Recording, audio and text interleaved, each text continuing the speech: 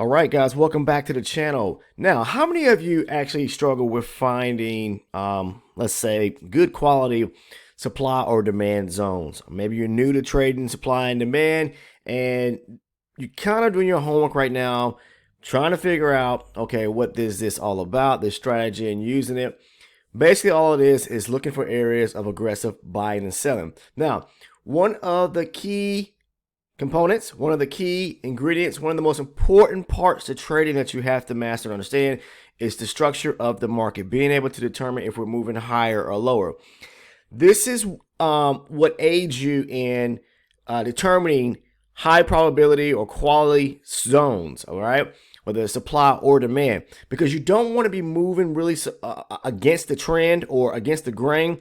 If we are on a higher base chart or higher time chart, moving to the upside, breaking structure, why would you want to be going short against the grain? Now, I know sometimes you can look for small little scalps off of a lower base chart or lower time frame chart trading against the zone, but I don't recommend that for those that are beginner traders. So this video is tied into it more so. Let's look at and determine or find high probability zones in which we can trade. More so, let's define kind of the structure of the market, and that's going to help us determine and qualify zones when it comes to supply and demand. Now, aggressive buying, aggressive selling, that's all supply and demand is, but you have to know the structure of the market and which ones make sense. Also, we're going to kind of tie into the default liquidity, because that is a very essential and important, a very, very important piece to trading. Because a lot of times, even though we're moving to the upsides, I'm sure a lot of you have seen this, you're trying to take, say, for instance, if we're trailing to the upside, breaking structure, an area of demand or a demand zone back below, right? And then the market breaks right through that. And you're wondering to yourself, well, that was a demand zone. Why didn't it hold up? Because the banks and institutions like to set up traps to, and I talk about this, to capitalize on areas of liquidity. They want to take your money. That is the most important, that's their goal. Well, they have two goals. Fill orders. First and foremost, set up traps to which they take your money, and two, to fill their orders at either a premium or discounted area, an area where they can sell from at higher prices, or an area where they can buy from for cheaper prices. Okay, so understand that.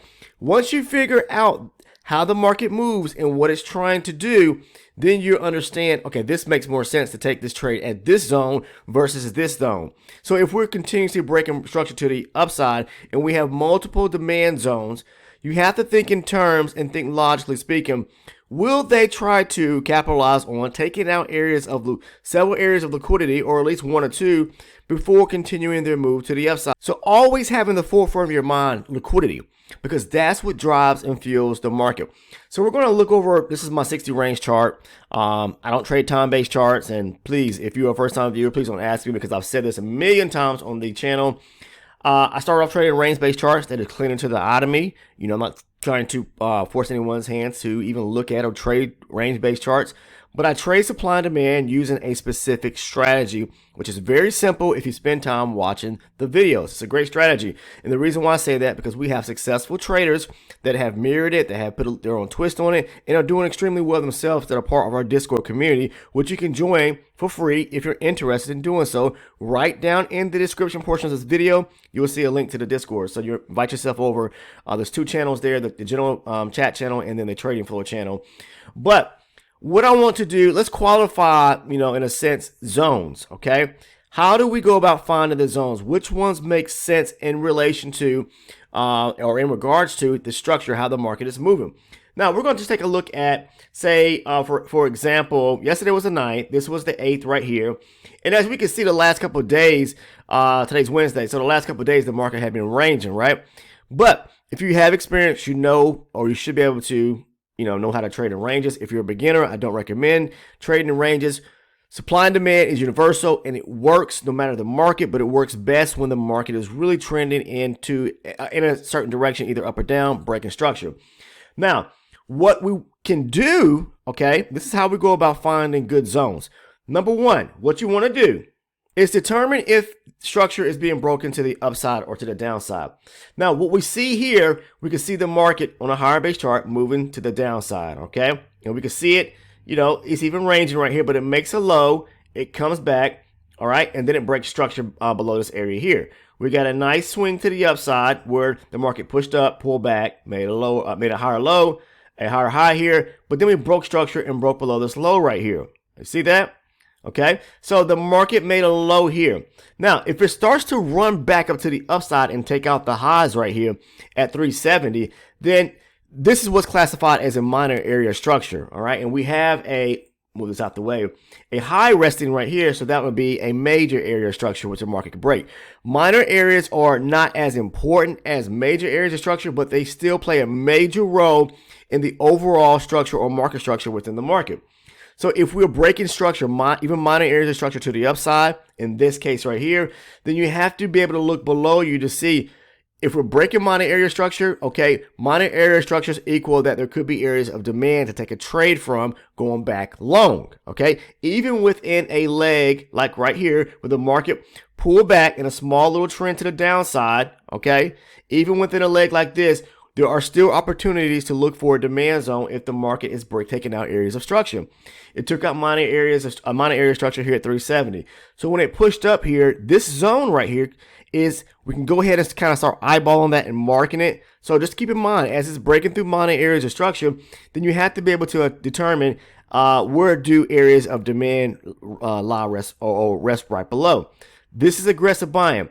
Number two, how you can identify or find areas of demand or supply is always looking for areas where there's aggressive buying, meaning lots of buying opportunity, especially when you have multiple candles pushing up in this direct, say to the upside, okay, that aided in this break of this minor area structure right here above 370. So this would be a leg to the upside, this portion right here. Okay, let's do this. Let's put an arrow right here, okay? And if we're looking to take a trade at some area, because now we broke a minor area structure right here, even though we haven't broken a major area, but still we broke a minor area structure. So there could be areas, like I said, for taking trades back at the area of demand. This would be the smarter place to look for a trade opportunity. Why? Because it is the latter part of a leg right here. Okay? All right? This was a major push to the upside, which aided in this breaking structure right here to the upside, this minor area of structure. Now, when the market retraces back to it, and that's why I already have it marked here, number two, really in a sense, is how I qualify, okay? Once I determine what areas are aggressive areas of buying that took out an area of structure, do we have multiple candles? Yes. Do we have a gap back at the zone? A gap back at the zone basically means, was the zone ever tapped back into once the market started pushing away from it or moving away from it, okay? Well, when the market broke above this last bearish candle to the downside, there was no candle, even the wick of it, that came back and tapped the candle, the top end of the last bearish candle to the downside, all right? It just kept going to the upside, pushing away. So, logically speaking, let's take a look here. This is a demand area. Two, the market left a void or gap back at the zone. That increases my interest, okay? Because we have a higher probability zone that has not been tested. I talk about this all over the channel. I'm talking about gaps, voids, and they're all the same, meaning an area where the market has not tapped back into. The market always has to fill in these areas or gaps or voids or imbalances, either back to the upside at an area of supply or demand. It has to fill every imbalance. It's going to at some point, not immediately. But when we're talking in regards to demand or supply, in this case here in the area of demand, the market pushed away, never came back. The furthest that it came back was right here. I'm just going to quickly show you. Was if this was the area right here above, with this line right here where it broke above, was right here. The bottom of this candle right here, see the wick of it? Okay, it came back, so it left a small gap right there. So when the market comes back to this zone, I'm going to erase that. Because we have a gap there now, that is a higher probability or higher area of demand right there. When it comes there and we get this this bullish candle right here where it immediately taps into it with the wick of a candle and breaks away and closes, that shows that they have a lot of interest to continue pushing to the upside. So this is a high probability zone. One, it broke through a area of structure, a minor area of structure. Two, aggressive buying back at the zone. But two, take a look here. We're back at the latter portion of this leg, which broke structure to the upside. All right, I don't want to take it at the 50% area or up here. The best place is to look where they started moving to the upside, where they broke that area of structure right here. So 2, aggressive demand, aggressive buying right here, and there's a gap void back at the zone.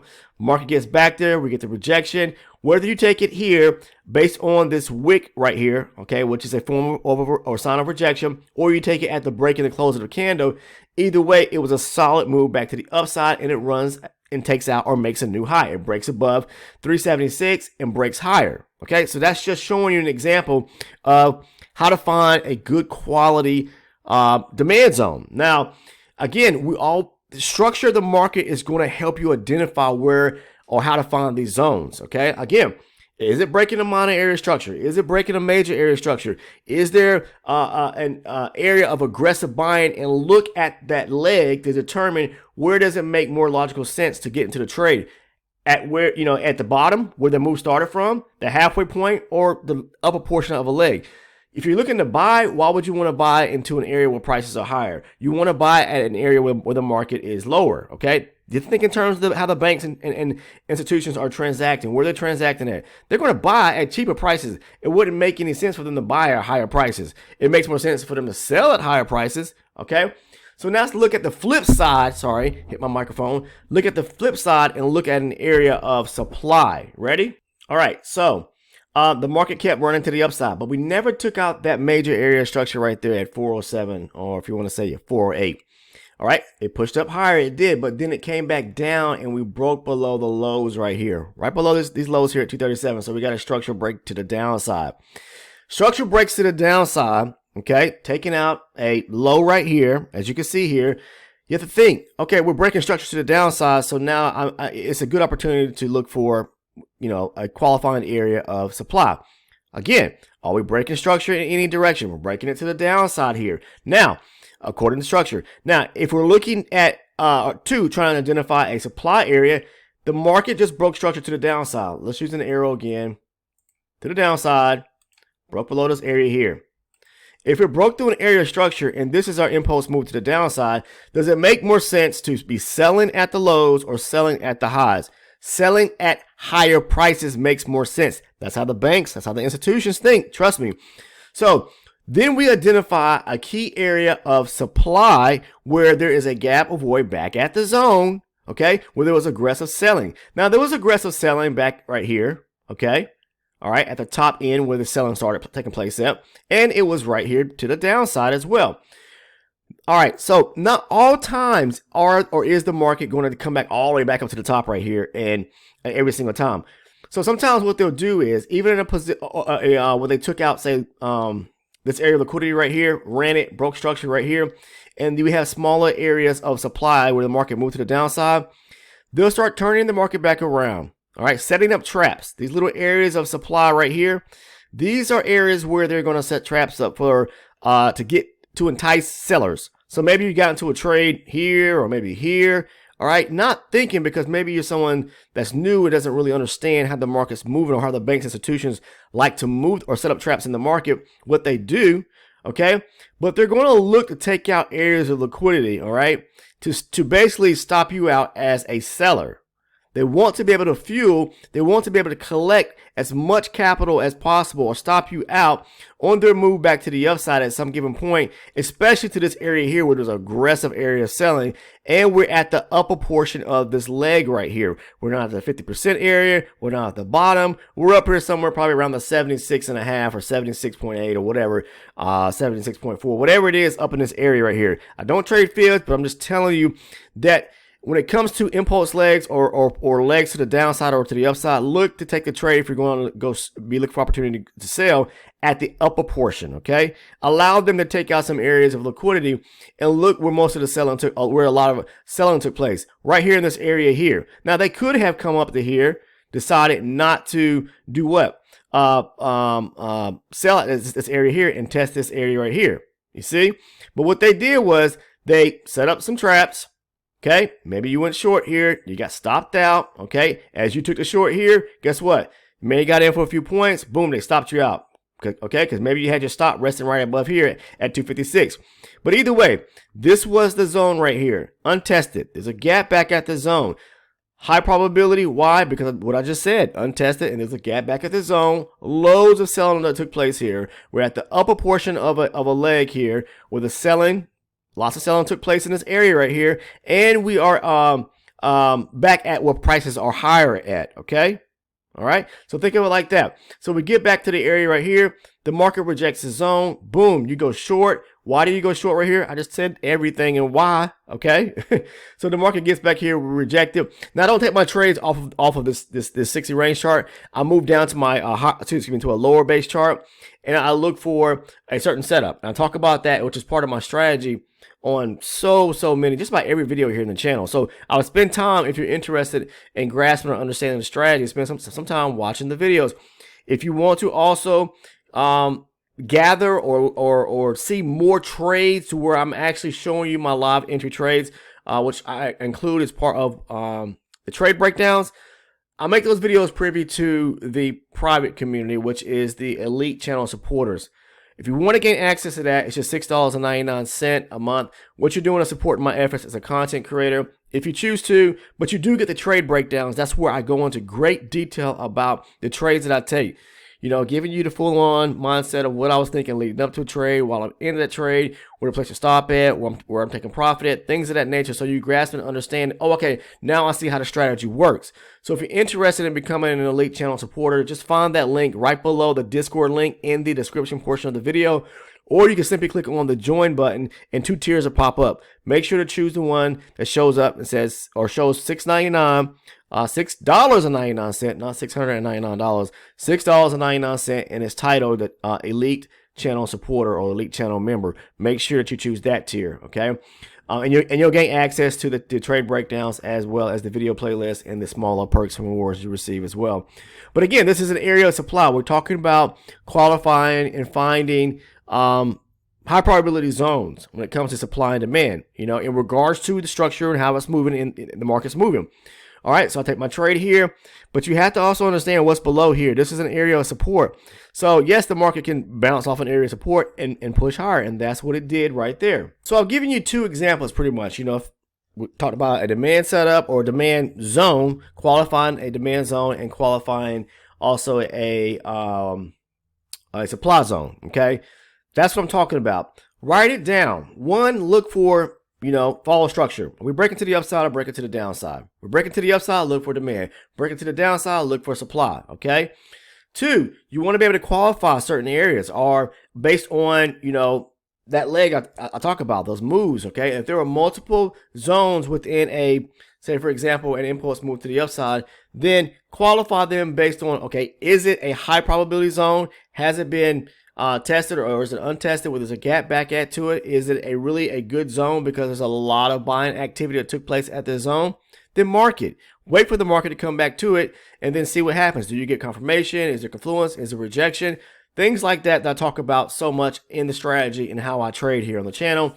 And you can come over to the Discord and, you know, I post my trade entries over there as well as other members that are part of the community as well. And lots of them trade similar to the way I trade. And we have successful traders that are part of this community. So anyways, I just wanted to show you that today because people, you know, have a hard time qualifying or finding good zones to trade from when it comes to supply and demand. But the number one key, the number one ingredient is going to be, please grasp, understand market structure, okay? Please stop if you haven't, you know, if you have a strategy, okay, and maybe you back test it and it works. At some point, you're going to become liquidity because you didn't absolutely understand or haven't mastered market structure. When you master market structure and you understand it 100% and you're able to read the market and then you put that together with the strategy, now you got a powerful recipe that's going to allow you to be consistent and profitable within the markets. So I just want to share that with you.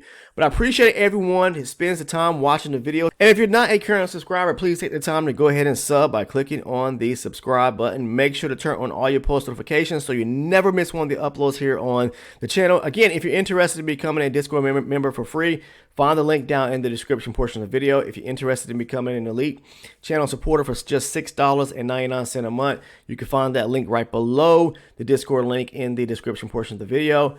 Thank you for watching today's video. I will see everyone in the next one. If you found value into today's video as well, please drop a like on the video. See you in the next one. Take care.